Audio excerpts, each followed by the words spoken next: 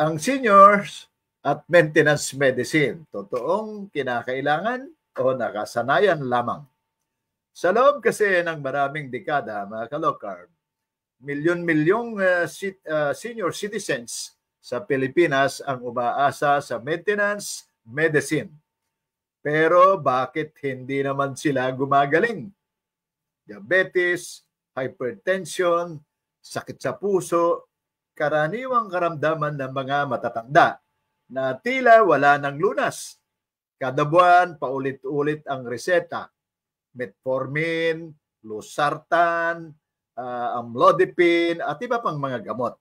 Ngunit kahit dekada nang umiinom, marami pa rin ang dumaranas ng parehas na sakit. Sa katunayan, mas lumulubha pa ang kanilang mga kondisyon. Ito ba talaga ang mga solusyon para sa ating mga senior citizen? O bahagi na lang ito ng isang sistemang pangkalusugan ng gobyerno para sa habang buhay na gamutan?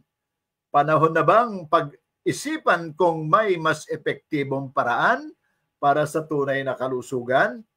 Hindi lang para sa pagsugpo ng mga sintomas, kundi para sa totoong paggaling. So yan ang ating tatalakayan, mga ka-Locarb.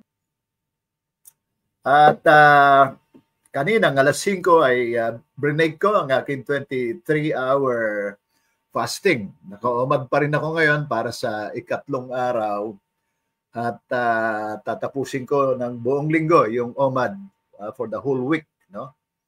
At ang OMAD na ito, 23 hours sa minimum hanggang 28 hours ay isang paraan ito ng ating lifestyle, ano?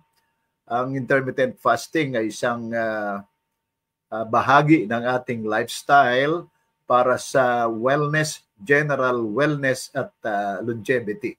I think kaninang umaga ako naglabas o kagabi ako naglabas ng isang article regarding doon sa kabutihan ng intermittent fasting at in-expose natin ang kainutilan ng mainstream healthcare system na kung ano-anong mga gamot at mga chemical and synthetic base ng mga inimbentong para sa gamit ng maintenance di umano, no? Subalit hindi bumubuti naman ang kalusugan ng mga mamamayan. Okay. So magpatuloy tayo, mga ka-Locarb, sa ating kwentuhan ngayon. So tinatawagan natin ang mga kaibigan natin, mga miyembro ng Life Without Rice Movement, mga kamag-anak, mga kaibigan ng mga senior citizen, ano?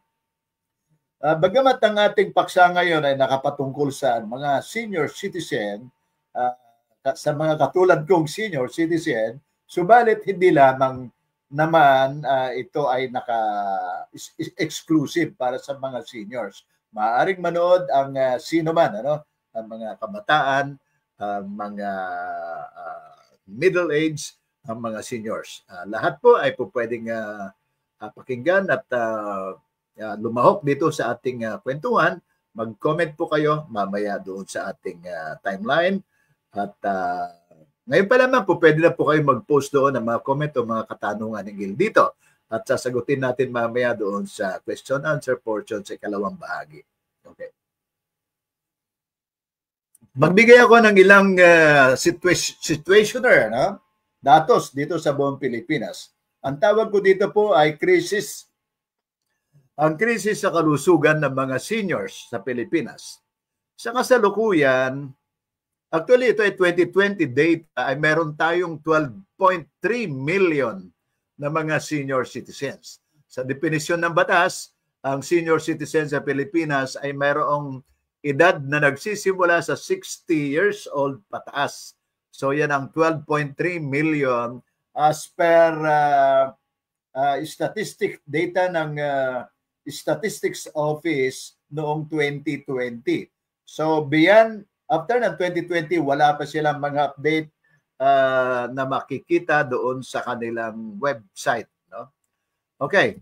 Doon sa bilang na yan, mga ka-Locarb, 52.6% o kaya ito ay mayroong bilang na 6,469,800 ay mayroong metabolic disorder.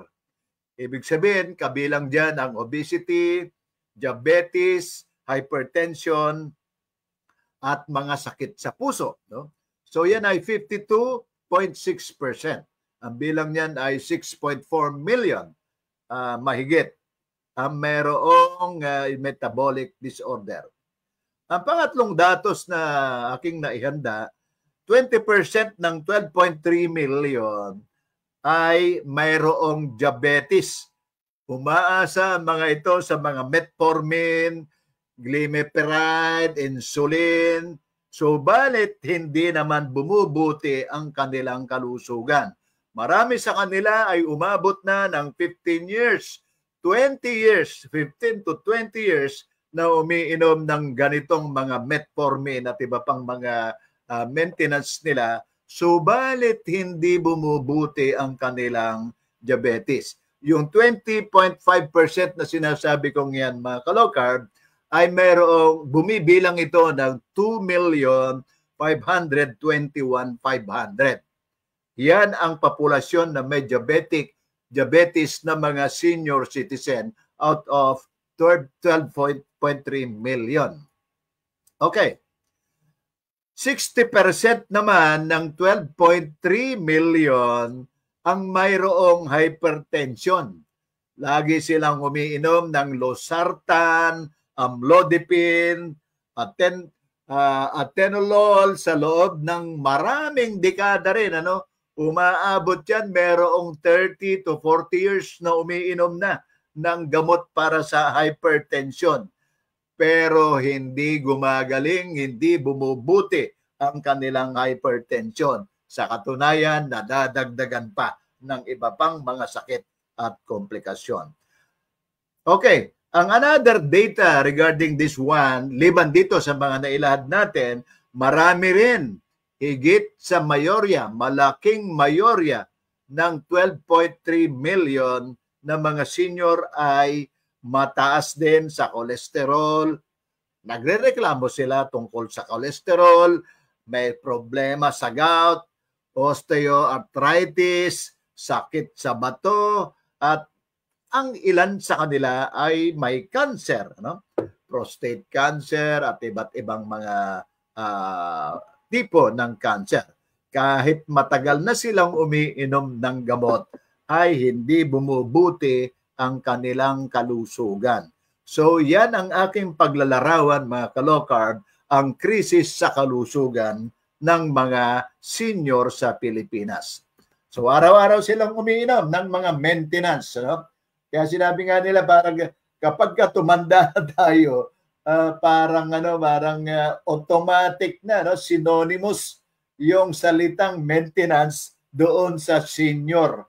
Pagka sinabing ang manifestation na ikaw ay senior na, ikaw ay umiinom na ng maintenance. Tila baga ganon ang naging pananaw na, parang merong ganong social acceptance, magkatumbas, magkapareho na ang synonymous na yung dalawa. Senior citizen equals maintenance medicine. So yun, mga ka-low carb, ang ating pagtutunan ng kwentuhan ngayong gabi. Okay. Sino ang nakikinabang kung tayo ay umiinom ng tuloy-tuloy ng daily maintenance ng mga gamot, At hindi maikakaila, marami sa ating mga kapwa senior citizen ay umiinom ng 2 hanggang 10 tableta o kapsula ang iniinom araw-araw. Mahina ang 2. So mabibilang sa daliri ang isang maintenance lamang ang kanilang iniinom. Halimbawa, losartan. Pero majority ng mga yan, lalo na yung may mga hypertension, kung ikaw ay may hypertension, may gout, meron kang problema sa puso, may problema ka may fatty liver ka, Aba, di sangkatutak ng mga bawat sintomas kasi ay katumbas ng isang maintenance medicine ang ating iniinom. Ano? Kaya bugbog ang ating katawan sa araw-araw ng sandamakmak na mga maintenance medicine na ito. Okay, nabanggit ko. Umaabot ang mga pag-inom ng medicine na ito, maintenance medicine na ito, ng dekada. 20 years, 30 years, merong 40 years na umiinom na. No? O di sa mga katwid, malaki na ang ginugugol na salapi, no? Na pera, no? Ng pamilya para merong monthly allocation ang ating maintenance na ito. Okay.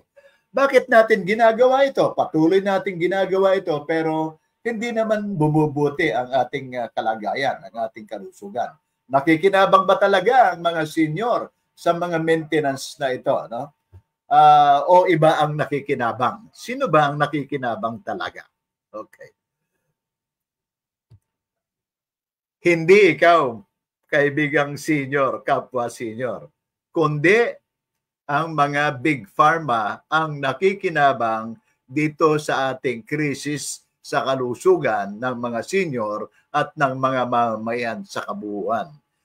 Sa loob ng maraming dekada, ang maintenance meds ay 1 bilyong pisong industriya na kumikita mula sa isang populasyong patuloy na mayroong sakit.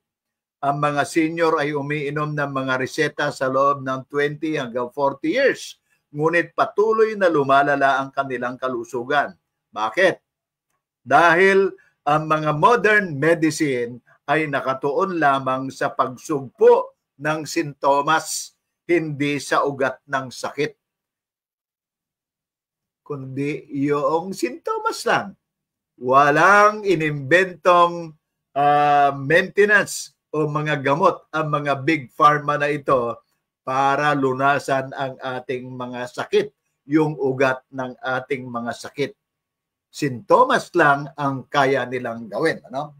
So, ang mainstream healthcare system in general, kasabwat ang mga big pharma, ganon din ang mga inutil na mga ahensya ng gobyerno kabilang ang DOH, ay wala silang intensyong pagalingin ang mga mamamayang Pilipino, particular ang mga senior, doon sa kanilang ugat ng mga sakit na ito na lumilikha ng pagdurusa sa kanila sa araw-araw, kabilang dyan ang hypertension, ang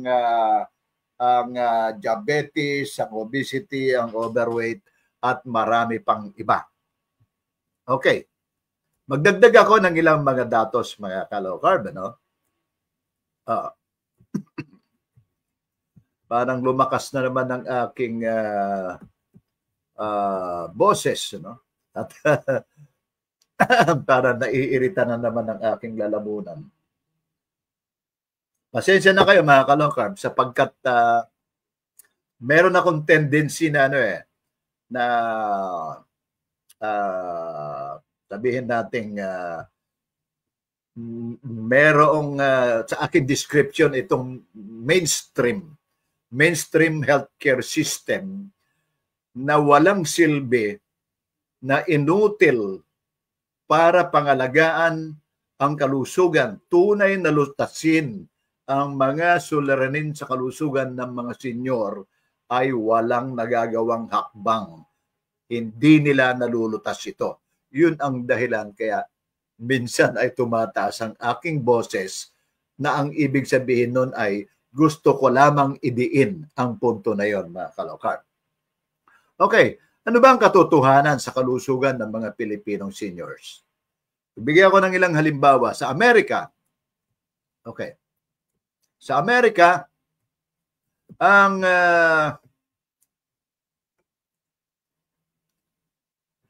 isang ordinaryong tao sa Amerika ay kumukonsumo ng mahigit 68 na kilos ng asukal at 59 na kilos ng harina bawat taon. Kung saan 60% ng kanilang araw-araw na calorie ay mula sa ultra-processed foods. Okay, sa Amerika yon. 60 up to 60 ang kanilang 50 up to 60 ang kanilang consumption ng asukal at ng mga harina at in general kabilang dyan ang ultra-processed food ay 60% ang kanilang kinakain. Sa atin naman dito sa Pilipinas, kumukonsumo ng 40 to 50 kilos ng asukal bawat taon ang karaniwang Pilipino. Sipin natin 40 to 50 kilos ng asukal bawat taon. Bawat ordinaryong Pilipino. Ngayon, asukal yun yung mga matatamis. Labas pa dito ang kanin. Isa sa pangunahing sanhi ng biglaang pagtaas ng blood sugar ay mula sa kinakain na kanin. Ang pangalawa ay mula sa tinapay at noodles. Mataas sa refined carbohydrates na nagdudulot ng insulin resistance. Talakayin natin mamaya ang insulin resistance. Ang pangatlo ay malakas din ang pagkain ng matatamis na inumin. Kabilang dyan ang soft drinks, mga fruit juice, at iba pang sugar-laden na mga beverages. Ang ikaapat, siyempre yung ultra-processed food. Pinalala ng modernisasyon ng pagkahilig ng mga Pilipino sa fast food at mga instant meals. Ang panglima ay napakahilig ng mga Pilipinong kumain, hindi lang mga senior, ng prutas na matataas naman sa fructose. Tulad ng mangga, ng ubas, ng saging, at marami pang mga prutas na maaaring magdulot ng insulin resistance kapag labis na nakukonsumo ang mga ito. Ang pang-anim, na matakaw din ang mga Pilipino or lalo na ang mga senior, gatas. Mataas sa lactose ang gatas, isang uri ng asukal na maaring makaapekto sa insulin sensitivity. So yung binabanggit kong mga datos na ito, mga ka-low-carb, 40 to 50%, 50 kilos rather, ang kinakain ng bawat ordinaryong Pilipino sa kada taon. Liban doon, matakaw doon sa binanggit kong kanin, matatamis na inumin, ultra-processed food, at mga tinapay, mga noodles, mga fries, mga prutas, at mga gatas. Hindi ba't itong mga food manufacturer, kabilang ang mga big pharma ay nag-invento ng gatas? Iba yung formula milk, iba yung growth ng milk para sa lumalaking bata, iba yung para sa adolescent, iba yung women, iba yung nagbubuntis, gatas ng nagbubuntis, iba rin yung gatas ng mga senior. So lahat yan ay punong-puno ng lactose at yun ang asukal sa mga iniinom na gatas na yan. Kaya naman dahil dyan sa mga pagkain na yan, tumaas ang kaso ng obesity, tumaas ang type 2 diabetes, tumaas ang hypertension, sakit sa puso at iba pang metabolic diseases, hindi lang sa matatanda, kundi pati na rin sa mga bata. Okay?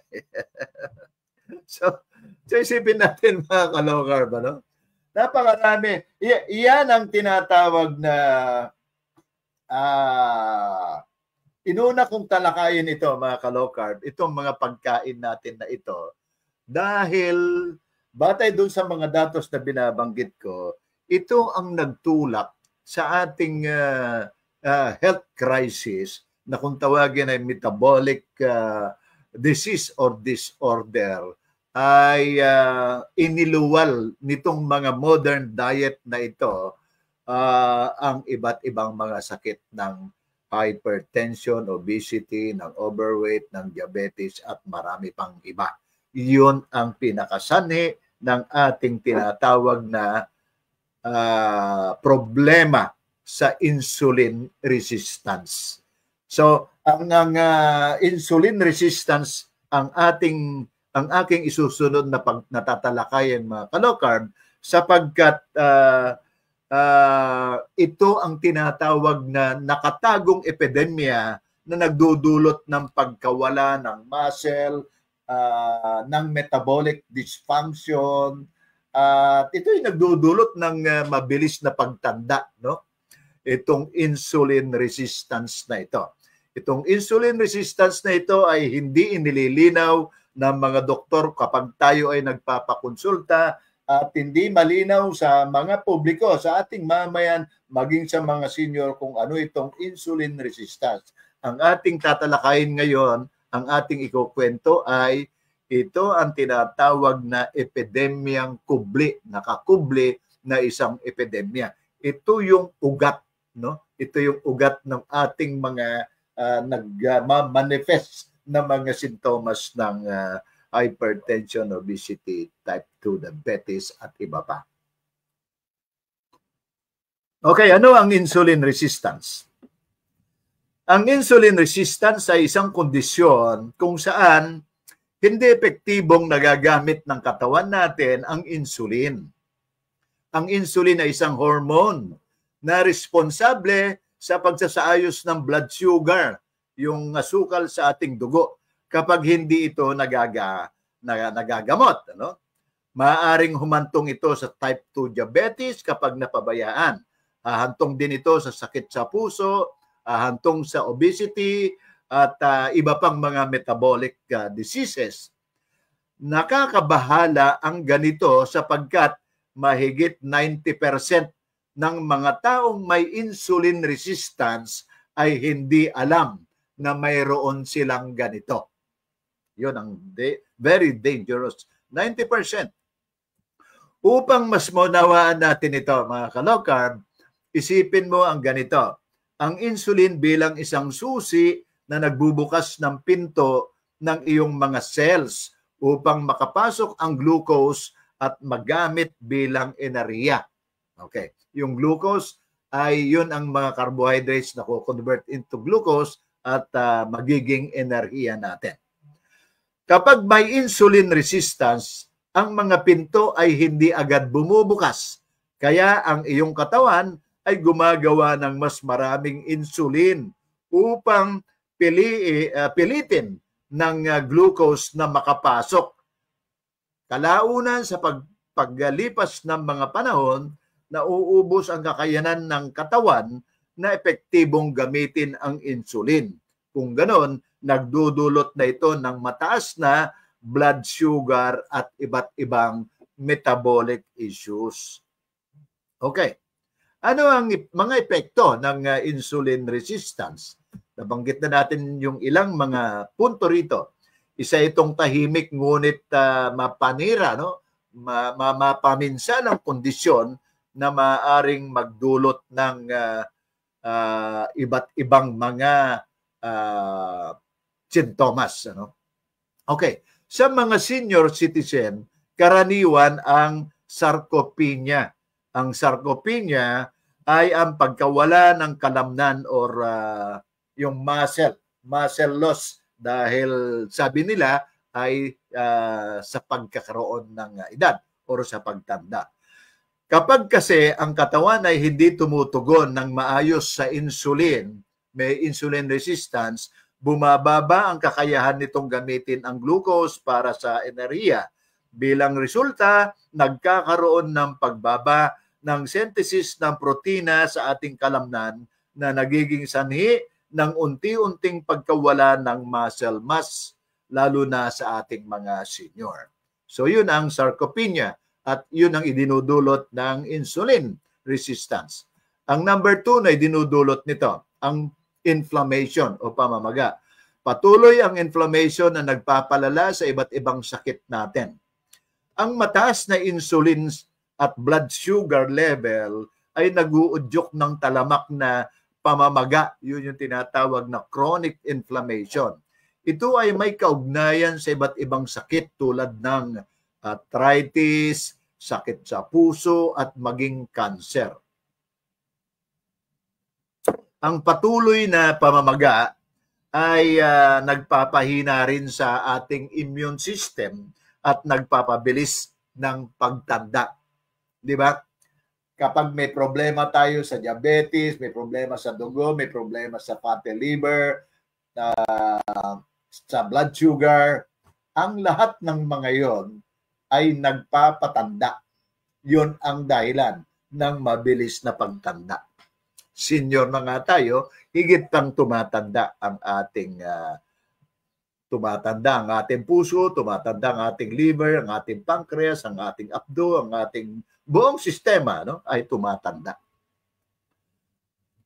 Ang ikatlong sanhi ng insulin resistance ay ang dagdag na timbang. Bumibigat tayo, lumolobo ang ating timbang. Ano?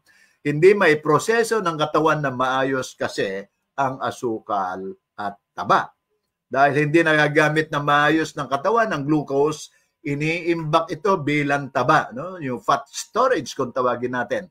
Lalo na sa mga tiyan o tinatawag na visceral fats, no? Dumalaki ang ating tiyan, no?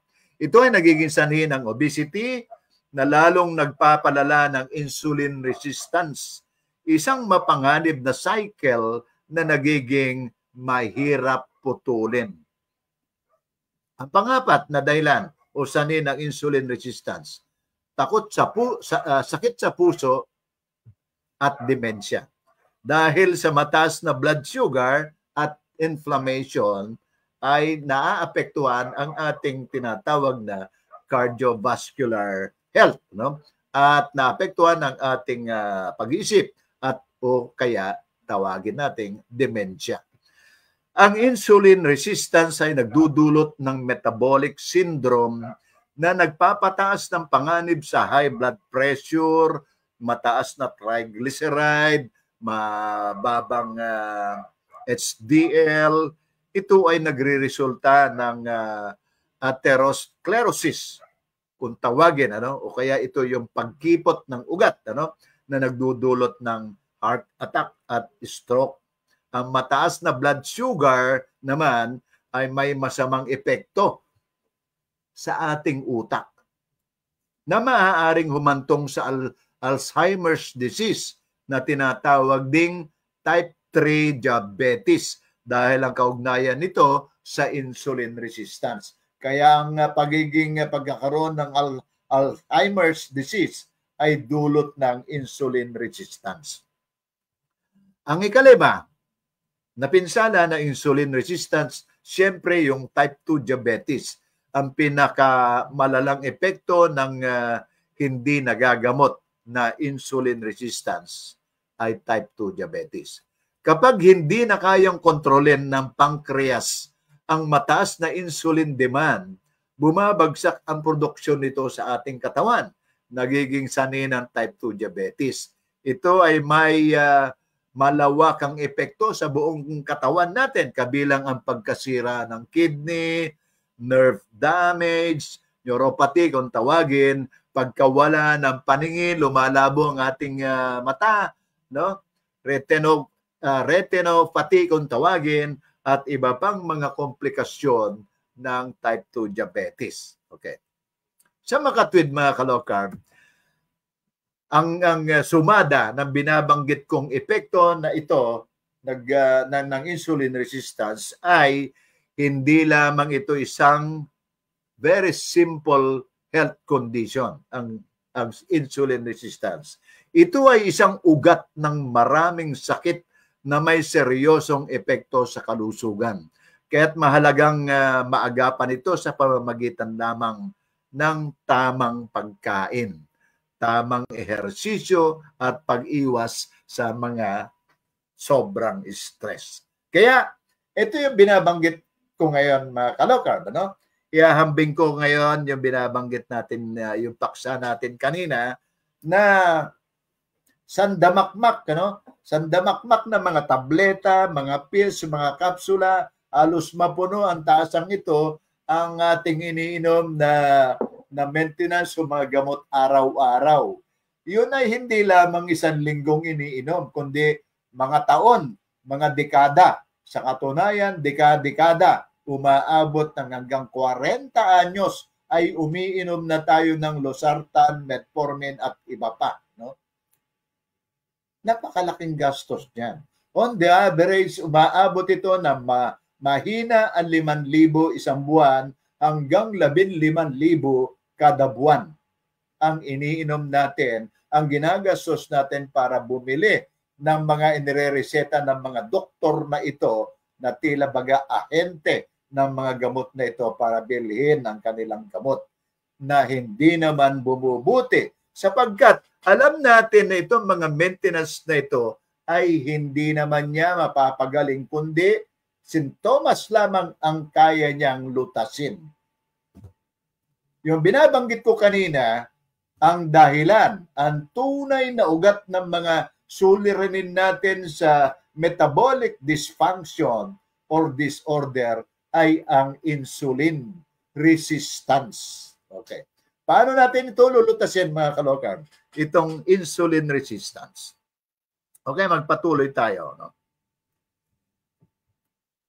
Ulitin ko, mga kalokar, ang isang katotohanan, masakit na katotohanan, hindi makakatulong ang mga gamot at maintenance ng mga big pharma, kundi ang tunay na lunas ay dietary intervention. Ang gamot ay hindi nagpapagaling. Ginagawa ka lang nitong dependent sa reseta habang patuloy kang nagkakasakit. Kung nais mong tunay na gumaling, ang sagot ay nasa nutrient-dense food. Ito ang healing foods. Okay, paano maiiwasan ang malulunasan ng insulin resistance? Ang solusyon ay insulin sensitivity. Insulin sensitive. Yung kaninang suliranin, insulin resistance, hindi makapasok ang ating glucose doon sa ating mga cells, sa ating dugo, at para magamit na energy. Parang ang aking analogy kanina ay pintuan na hindi mabukas-bukas, no? Kaya naiimbak sa labas ang mga glucose.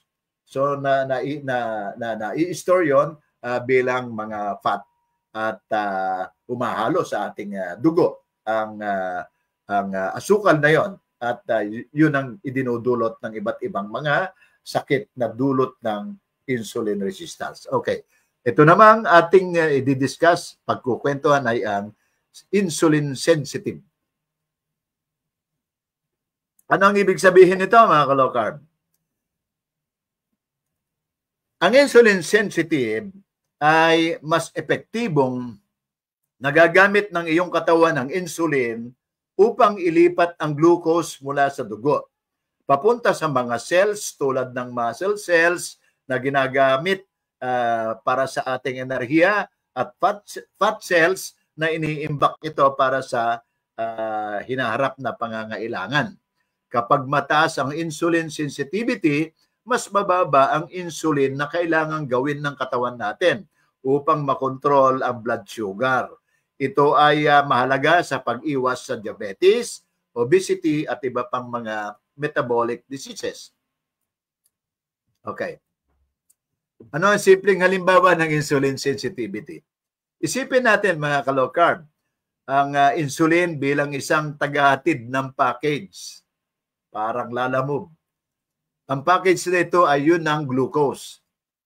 Sa iyong bahay ay dadalhin niya. Ibig sabihin, yung bahay mo, yun yung cells. Kapag normal ang insulin sensitivity, bumubukas agad ang pinto at matatanggap mo ang package ng mabilis. Pero kapag ang insulin resistance, parang may sirang doorbell. Kailangan pa ulit-ulit na kumakatok ang tagahatid bago mo ito mapansin. Kaya nagkakaroon ng backlog ng packages, yun yung glucose sa dugo na nagiging sanhi ng mataas na blood sugar. Yun ang very simple analogy para sa ating mga taga-subaybay na maunawaan ito. No? Ngayon, ano ang dapat nating hakbang sa pagtama para maitama itong insulin resistance na yon. Okay. Napakahalaga ito sa mga senior natin. No? Mahalaga ito sa lahat, sa publiko, sa lahat, pero lalong-lalo na ang mga senior natin. Number 1 na hakbang para sa pagtama, ma-stabilize, maitama ang insulin resistance at maging insulin sensitive tayo. Number 1, bawasan o iwasan ang asukal at refined carbohydrates. Iwasan ang matatamis na pagkain, tinapay, noodles at soft drinks. Okay. Number 2, piliin ang whole foods, ang nutrient-dense food. Kumain ng karne, ng isda, ng itlog, at iba pang pagkain mayaman sa protina at healthy fats. Yun yung number 2 na hakbang. Ang pangatlong hakbang ay magsanay. Pagkatapos na tayo ay kumakain ng ganyan, ng halos isang buwan, 4 na linggo, 6 na linggo, maaari na tayo magsimula para magsanay ng kung tawagin ay intermittent fasting. Ang tamang oras ng pagkain ay nakakatulong upang mapabuti ang insulin sensitivity. Hindi totoo, mga ka-low carb, mga taga-subaybay, na mas madalas na kumain ng kukonte, small portion ng pagkain pero marami, ay hindi totoo. Hindi rin totoo yung meat na tinatawag na kumain ka ng 3 beses sa isang araw. Iyon ay hindi nakakatulong doon sa insulin sensitivity. Ano ang nakakatulong para sa pag-stabilize or pag-restore ng insulin sensitivity? Mag-fasting tayo. Bawasan natin ang kain natin. Kung 3 times a day tayo kumakain, alisin mo yung almusal, tanghali o kaya hapunan na lamang ang kakainin mo para mapahinga ang ating digestive system. Okay, pang-4, regular na mag-ehersisyo. Ang strength training, kasama dyan ang cardio exercise, ay mahalaga sa pagpapabuti ng metabolismo natin. Of course, sa kabuuan, ang pinakamahalaga, sundin natin ang pinakasolusyon, ang kalunasan ng ating tinatawag na insulin resistance na nagbunga ng metabolic disorder. Ito yung tinatawag natin, mga ka-low carb, mga ka-senior natin, ang low carb diet. So din natin ang low carb diet. Isang animal-based nutrient-rich food na tumutulong sa blood sugar control. Okay. Malinaw, mga ka-low carb, ang ating tinatalakay na ito. Ang kinabukasan ng kalusugan natin ay wala sa big pharma, wala sa ospital, wala sa mainstream healthcare system, wala sa bulok na sistemang yan. Ang tunay na kalunasan ng ating kalusugan ay nasa ating kamay. Ang kalusugan ng iyong metabolismo ay susi sa mas mahabang buhay at mas magandang kalidad ng pamumuhay. Kung mas maaga kang kikilos, mas maganda ang iyong hinaharap. Siyempre, dapat nating i-empower ang ating sarili. Huwag nating iasa ang ating kalusugan sa mainstream healthcare system. Panahon na upang baliktarin ng insulin resistance, gawing mas malusog ang ating buhay at wakasan ang mahabang buhay nga, pero bedridden. Okay. Doon natin tinatapos ang ating maikling kwentuhan na ito, mga ka-low carb. Inihikayat ngayon ng ating mga followers at iba pang mga senior citizens, itong 12,300,000 na mga senior citizen na kapwa nating senior citizen ay lumahok dito sa ating mga kwentuhan, kaugnay doon sa tanong na senior citizen equals maintenance. Kailangan ba ito o hindi? Kailangan ba talaga or nakagawian? Sa makatwid, mga ka-low carb, sa pagtatapos ng unang bahagi ng ating kwentuhan ngayon, nakagisnan na natin, nakagisnan lamang natin ang ganitong bulok na sistema ng healthcare system ng lipunang Pilipino. Simula isilang tayo, nakagisnan na natin na dapat ay uminom ng mga maintenance, na dapat ay kumain ng kanin, ng rice, ng tinapay, ng noodles, ng pasta, kumain ng mga prutas, kumain ng mga uminom ng gatas, ng mga juice, ng mga kumain ng ultra-processed foods, kabilang dyan ng mga fast foods at na mabibili sa bawat kanto, kabilang dyan ng mga convenience stores. At iyon ang nagdulot na sa atin ng tinatawag na metabolic disorder. At ang metabolic disorder na ito, ang ugat niyan, mga ka-low carb, ay yung insulin resistance. Ang insulin resistance ay hindi kayang lutasin ng metformin, ng losartan, ng anumang pills, ng anumang gamot na nirereseta ng mga sinungaling ng mga doktor na yan, at gusto lamang itali ang ating buhay, ang ating kalusugan doon sa kanilang sistemang hindi nakakagaling. Ang kayang gawin lamang ng mga maintenance medicine na ito ay i-manage ang mga sintomas. Ang ating ang alternatibo dito, mga ka-low-carb, isang revolutionary shift or paradigm shift mula doon sa mga sintomas lamang ang kayang lunasan, ay tutungo tayo doon sa paraan na kung saan kayanin na lutasin ang ugat. At ang ugat na yon ay dulot ng ating ikinakain na nagre-resulta ng insulin resistance. Malulutas lamang ang insulin resistance na ito, mga ka-low carb, sa pamamagitan ng pagkain ng mga nutrient-dense food, karne, isda, itlog, at mga healthy fats, kabilang dyan ang mga green leafy vegetables, at iwasan na natin ang mga carbohydrates at highly processed na mga highly processed foods na yan, kabilang dyan ang mga matatamis na inumin at mga prutas at maging ang gatas. Dito sa low carb, mga taga-subaybay, sa low carb living ay hindi kailangan.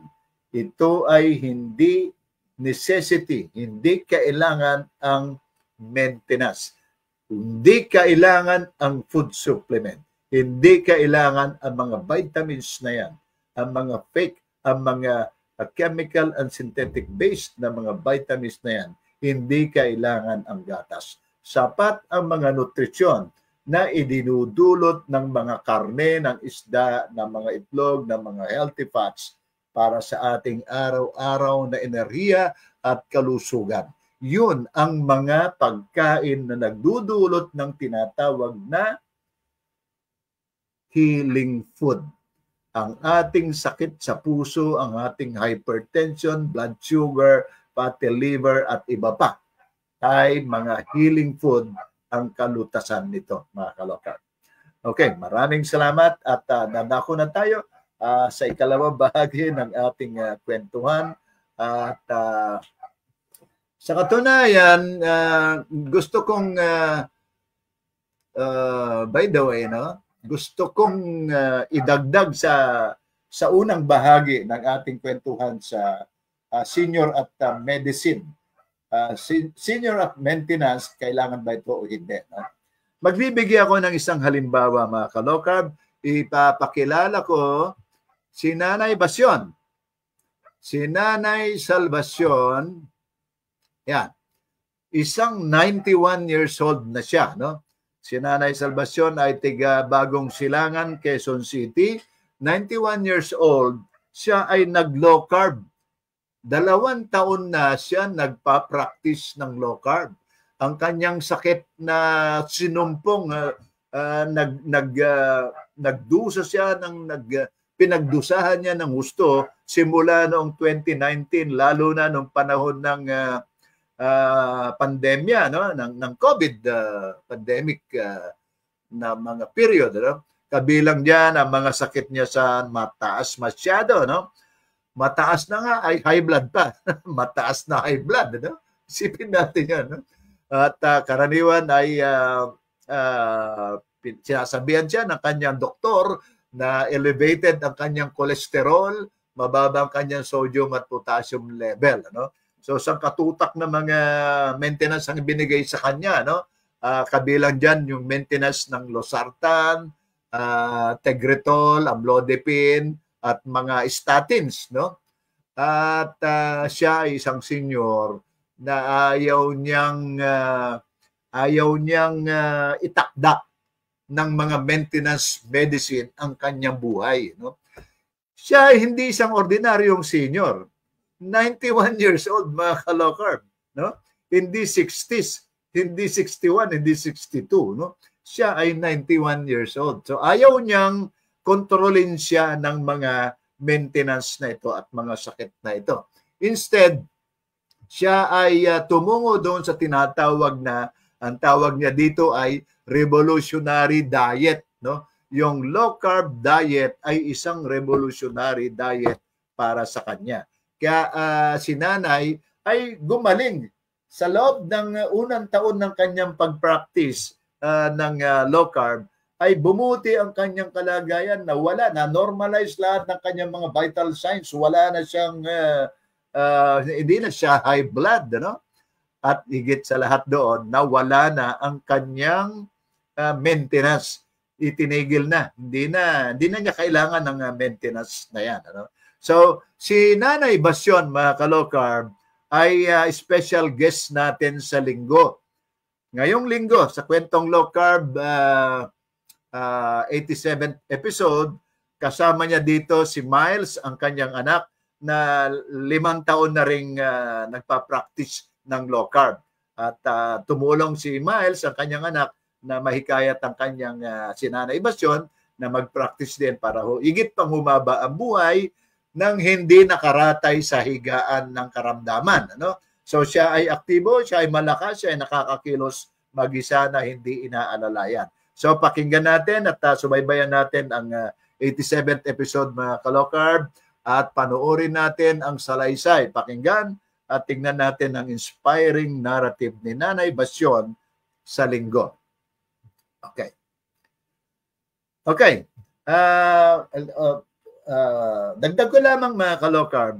Ako naman ay senior na rin. 67 years old na ako, mga ka-low carb. Para sa kapwa nating senior, ay mabanggit ko na ako ay dumanas ng hypertension na karaniwan 150 ang aking BP, no?